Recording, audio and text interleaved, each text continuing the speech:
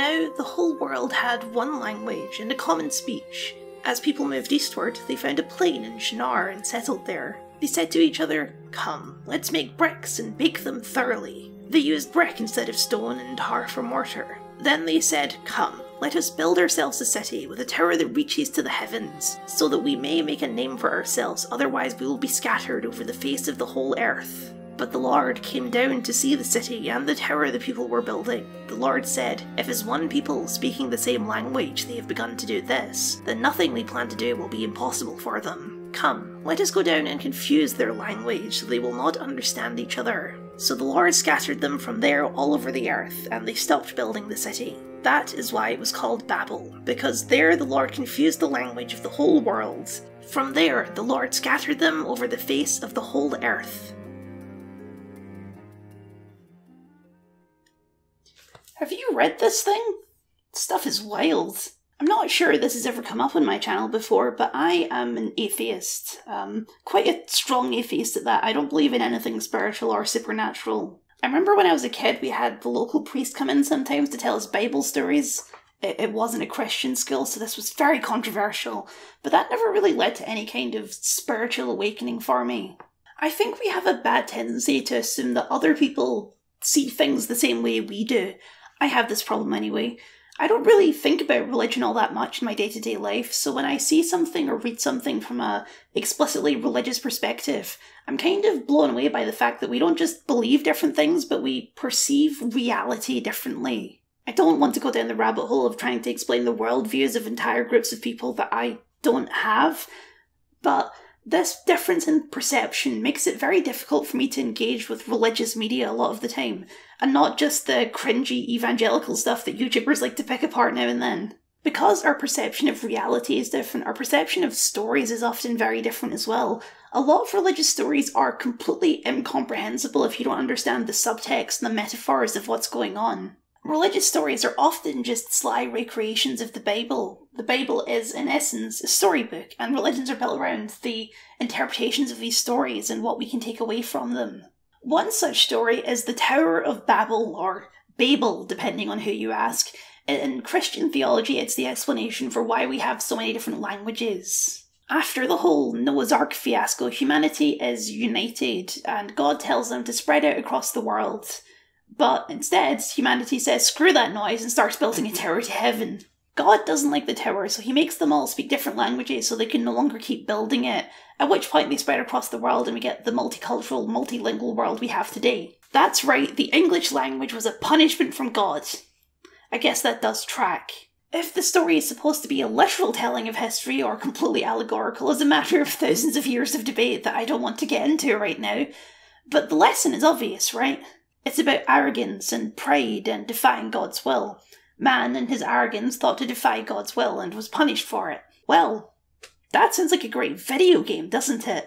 Religious games are not very common, to a frankly unusual degree when you compare video games to other genres. There's a couple of high-profile examples like the upcoming I Am Jesus Christ, which is bound to be a classic. Many people have attempted to write about the things that have taken place among us. Reports of these things were handed down to us. There were people who saw these things for themselves from the beginning. They saw them and then passed the word on. With this in mind, I myself have carefully looked into everything from the beginning. I'm Simon. This is my brother Andrew. We're trying to catch fish. But in general, there's not really a subgenre of Christian games like there's Christian movies or Christian rock music or whatever. I'm just using Christian as a baseline here because that's what the video is about. They do exist, but they're mostly little indie projects, not full productions. I honestly couldn't tell you why this is the case, why we don't have a PureFlix equivalent for game development. It might be because the most popular genres of video games like shooters and action games don't really lend themselves to a religious story, where generally violence is a bad thing and magic that isn't granted from God is, blasphemous. Let's just say a lot of Christians are not super happy about the Jesus game. Religions show up all the time in video games, obviously, real and fake, but there's a difference between a religious story and a story about religion. Religion is a big part of the world of Skyrim. The removal of one of the gods from the pantheon is one of the biggest reasons behind the Stormcloak Rebellion. But Skyrim isn't a religious story. The most religious game I can think of is one I played quite recently called Return to Grace. It's a sci-fi game about exploring an old facility to activate a long-dormant AI, but the entire thing is really an allegory for, the return of God. And it's not a very complex game, it's a walking sim in the truest sense of the word. That's kind of how most religious games end up, as pure allegory. Anyway, let's talk about Chants of Sennaar.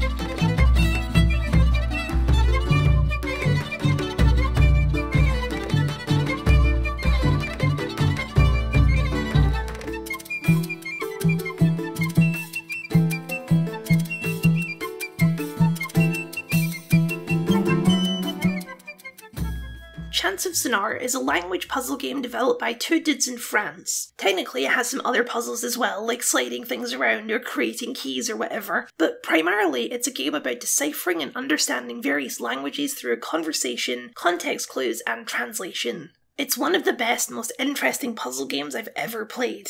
For that reason, I'm issuing a spoiler warning. Not for the story, but for the puzzles. You can spoil the experience of this whole game just by seeing what the symbols mean by watching my footage. And while I'm sure the game will still be fun, puzzles are a genre that you can totally ruin with spoilers. Because the fun part is figuring it out yourself. You should already know enough by this point to know if the game's for you or not. You play as some guy. He never gets a name or a face, he's just a weird, hunchback, red-hooded guy. I'm gonna call him Jimmy. Jimmy awakens in a strange coffin-type thing at the bottom of a tower and has one objective: reach the top. And to do that, he's going to need to learn the languages of the people who live on the tower. Chants of Sennaar's true genius as a puzzle game is in making you feel like a genius. Like you're making logical conclusions and can feel extremely satisfied when your guesses turn out to be correct. For example, early on you can find a market. You don't know what any of the words mean, but you're familiar with the concept of a market. It's likely that the words on the signs represent the things in the shops. This is a potion shop, this is a musical instrument shop, this person sells pots. Now, when you talk to the person in the pot shop, you know she's saying something about pots. She appears to be making a pot right now.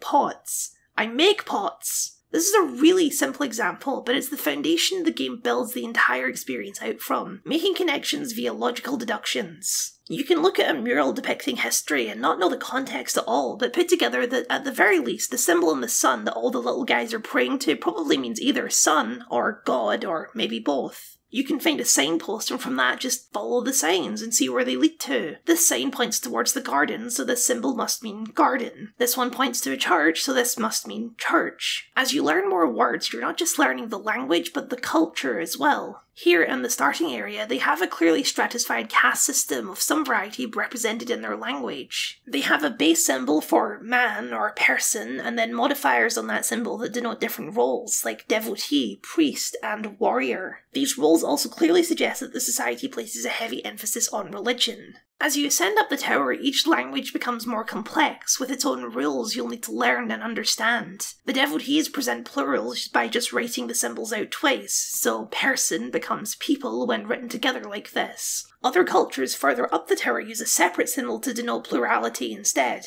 The bards on level 3 use a different syntax. Like Yoda, they speak. Keep this in mind when reading their words, you must always. Each language feels not only distinct, but all of the culture that made it. The devotee language is soft and simple. The warrior language is harsh and sharp. You can only imagine that it has to be read with a scowl. The bard's language is artistic and fluid, and the alchemist's language is complicated and mathematical. Again, I really don't want to spoil too much of this stuff for people who haven't played it yet. Figuring all this stuff out and putting all these pieces together is some of the most fun I've ever had in a puzzle game. But Chants of Sennaar isn't just a puzzle game, is it? You've probably already figured this out with one of those logical deductions I was talking about. Why else would I start this video with a discussion of religion and the Tower of Babel? Chants of Sennaar is set on the Tower of Babel. I mean, not literally, this isn't a direct adaptation or anything, but the language and the imagery is quite explicit. Sennaar is the Greek translation of Shinar, the place where the Tower of Babel was supposedly built. You can think of it as a sort of sequel to the Bible story. God has already snapped his fingers and made everyone speak different languages. Now it's up to you to figure out the rest. The different peoples of the tower are separated. They don't understand each other or their motivations. The warriors built a big door to keep the devotees away from their fortress. The bards think the warriors are a pack of drooling idiots and won't let them into their gardens. The alchemists accidentally unleashed a monster into the tunnels connecting them to the bards, and they're not strong enough to catch it.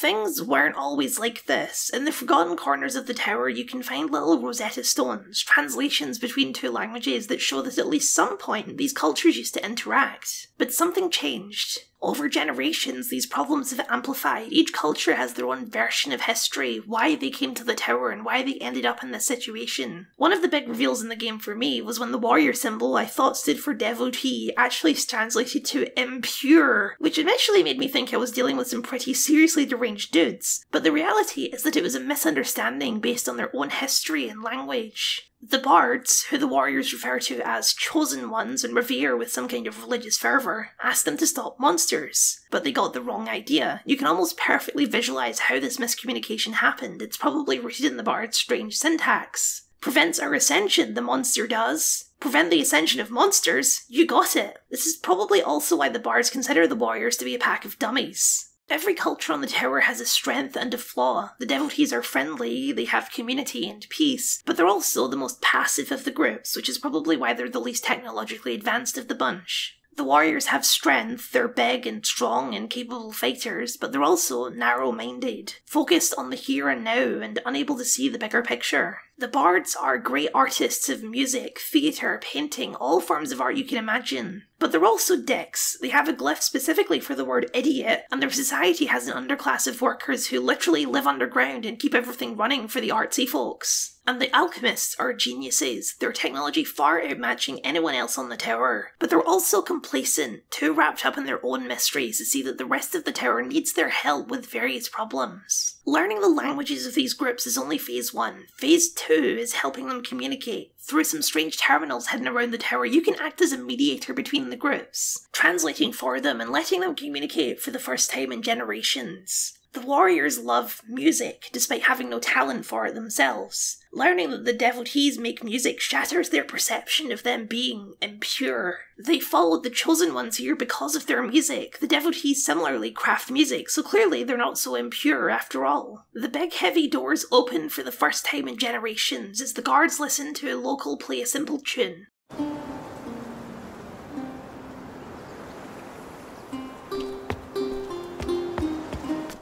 The alchemists have a great library that speaks of their distant relationship to another group. The bards have similar tales. Communication makes them realise that they are distant brothers, and they begin to reconnect, building a great sky car connecting their two peoples. There are many such connections to form, and by the end, the entire tower has become mixed, with the different groups freely moving amongst each other, changing from 4 distinct groups to one unified civilization. However, there's actually a 5th society in the tower, at the very top, the Anchorites, the ones who built the tower in the first place. And their story is a little different. The 5th level is a dark and desolate place full of people in these strange VR pods, some of which appear to have died and others with absolutely no interest in speaking to you. There's a shallow reading of this imagery, which is video games are bad for you lol, but I think there's something deeper and much more interesting going on here. It's here that Jimmy meets his creator. He's just a guy. Jimmy is some sort of language processing robot, I guess. He explains the history of the tower and its people. When other groups started coming to the tower, the Anchorites built a machine, Exile, that was supposed to help them. And in its own logical way it did.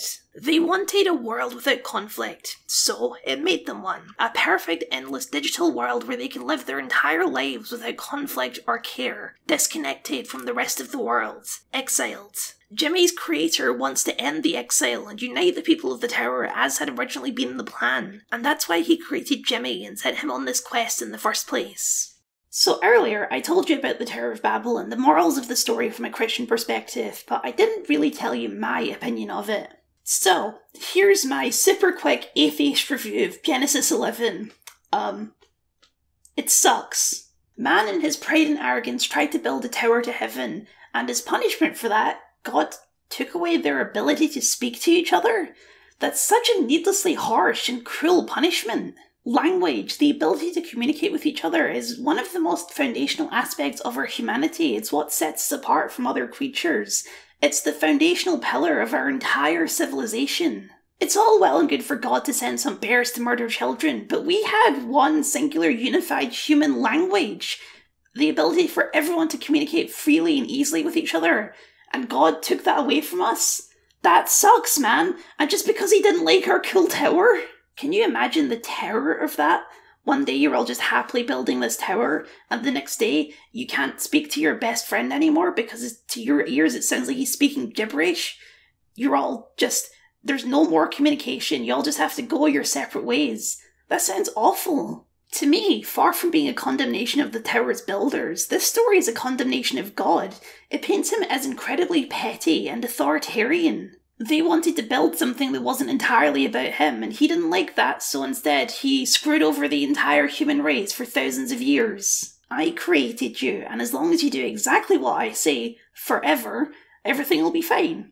And if you don't, you'll be punished. This is the root of what I see as the extremely weird relationship between Christians and God, and you can see in the way that they justify and explain this story. God will not allow man to build a lasting society that will exclude him. God watched what was happening, and when it had gone too far, he stepped in and God confused their language, leading to the dispersion of people and the abandonment of the tower's construction. The unity of the people at Babel was based on excluding God from their affairs. They aimed to create a society independent of his influence. Their unity led to a concentration of evil, demonstrating that unity without God's values can lead to corruption and destruction. God's correctness is just to be assumed by the reader because, he's God. But why? This is the part of Christianity that I could never really gel with. It's part of that fundamental difference in the perception of reality. To a Christian, I assume that question is absurd. God is correct because he's God.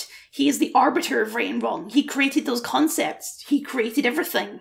To question why God is correct is to question why the grass is green. Yes, there's a scientific explanation for why the grass is green, but the fundamental truth is that grass is green, and if you suggest otherwise, you're a crazy person. I don't believe in blind loyalty to anything or anyone. Just because God invented the rules doesn't mean that the rules are correct. Within the narrative of Babel, humanity was unified under a singular vision. Build this sick-ass tower, and God destroyed that unity. I don't see how that's something to be celebrated, how that paints a God worthy of worship. And just to clarify, I don't think any of this is real. There's no reason to believe that humanity ever had a singular unified language. The existence of multiple languages traces back to the Stone Ages, where different cave peoples had different symbols for their own caves. I saw some petroglyphs on my trip to BC last year. But within the narrative of the Bible, I don't think this story paints God in a very charitable light. Within the narrative of Chants of Sennaar, exile is God. The Ankarites created the tower, but when others started coming to the tower, they looked to a higher power to help them. Exile knew better than they did. It created the conditions of this disconnection, and it did so thinking it was doing the right thing. A world without conflict is a world where people never talk to each other at all, right? Exile didn't change the languages of the tower's residents, but it did disconnect them from the Ankarites and their technology, which allows for easy translation of their languages. Not literally removing their ability to communicate, but making it much more difficult. Exile is not divine, but it is all-powerful, especially in the digital world of its creation. Are you afraid to die? I will help you. The people of exile do not die.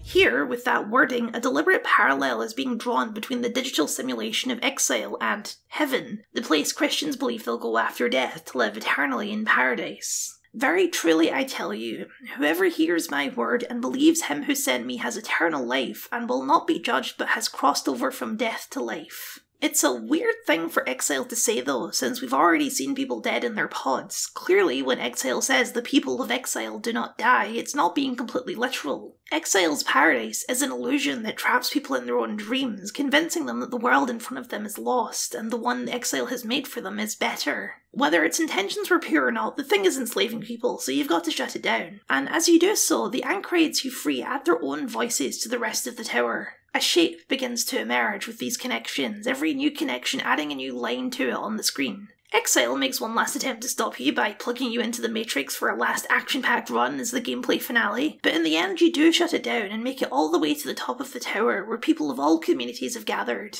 You activate the connections you've made and the shape appears at the top of the tower. It then rotates to form different glyphs from all the different languages. God for the devotees, duty for the warriors, beauty for the bards, transformation for the alchemists, and of course, exile for the anchorites. The most important aspects of each culture are revealed to be one and the same, one unified language. I see this as a total refutation of the original story. God was wrong to stop the construction of this tower. It's not a symbol of defiance, it's a symbol of unity. We are stronger together than we ever could be apart, and language is central to that unity. Without understanding each other, there can be no unity. We are stronger for the existence of the sick-ass tower. Of course, you don't have to make the connections, you don't have to defy exile. You can run straight to the top of the tower without doing any of that. And what happens if you do? Nothing. Status quo is maintained, the exile continues, the tower remains segregated. Total loyalty to Exile's plan means nothing but a dark and rainy sky. True change and strength only comes from questioning Exile's wisdom. This time, the true god really was the friends we made along the way. Now, is this the intentional reading of the game? I have no idea, I can't see into the hearts of the authors. But on the other hand, the author is dead. I murdered him. What are you gonna do about it? But to be fair, I don't think I'm completely off base even if it wasn't intentional. The devotees at the bottom think at the top of the tower they will find God, but when they get there, all they find is more people and a robot who thought it was doing the right thing. In fact, every society thinks that on the next level up they will find divinity, but when you get there you just find more people. There are no gods in Chants of Sennaar, just misunderstandings. The unity and diversity is good message is obviously intentional, but that's like the most bare bones take ever. I think with the imagery and the name of the game, there is more we can glean from it. To quote a slightly more severe interpretation of Genesis 11, though the people of Babel were once united by a common language, their attempts to distance themselves from God ultimately resulted in the division and the dispersion of their civilization. Similarly, many today talk about unity, harmony, and achieving paradise or utopia by human intervention, science, technology, or even systems of government. This is simply a revival of the same ideas that inspire the architects of Babel. Humans are inherently broken and sinful as a result of the fall. The effects of sin cannot be overcome by human innovation or effort, only by the saving grace of Jesus Christ. I find that to be an incredibly depressing perspective, that we're inherently broken and require a superior being to guide us to unity. Screw that! In Chants of Sennaar, we kill God and claim our own destiny. We find strength in each other through our own ingenuity and creations, through our own empathy and understanding. We don't need a god, biblical or technological, to tell us how to be unified. We can do it ourselves. And that's a perspective I find a lot more comfort in.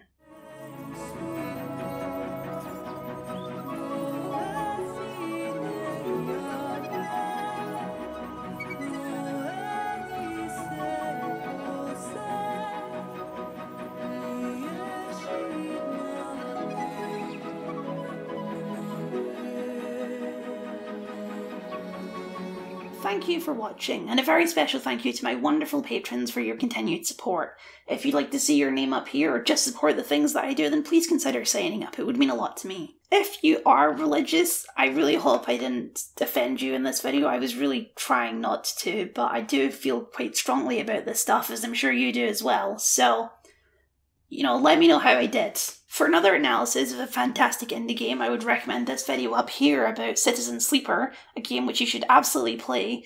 Or for something different, why not check out this video where I ranked all of the DCEU movies.